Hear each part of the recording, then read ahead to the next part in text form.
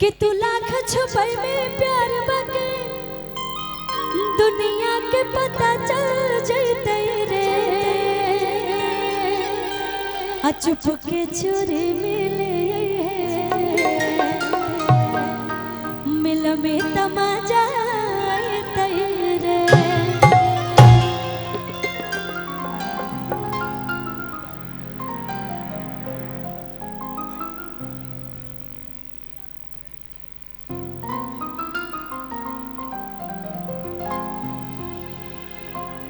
तू लाख छुपई में प्यार बके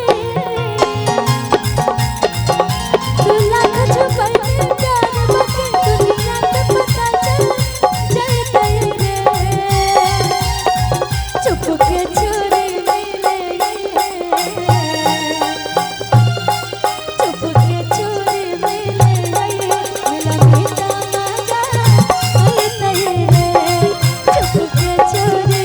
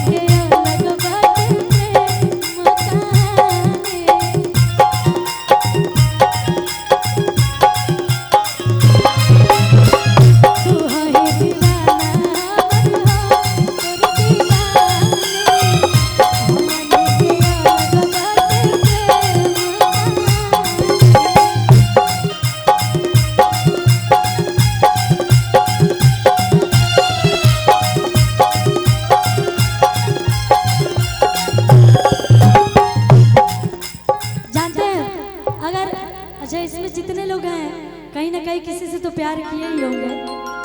लेकिन ये आप लोग को लगता है, फिर हम लोग को लगता है कि हम लोग प्यार कर रहे हैं तो छुपा लेंगे, मतलब किसी को पता नहीं चलने देंगे, नहीं पता चलेगा। लेकिन ऐसा नहीं होता है, वो सही समय आने पे, सही वक्त आने पे पता चल ही जाता है ना। वही इसका लाइन है, तू लाख छुपाई में प्यार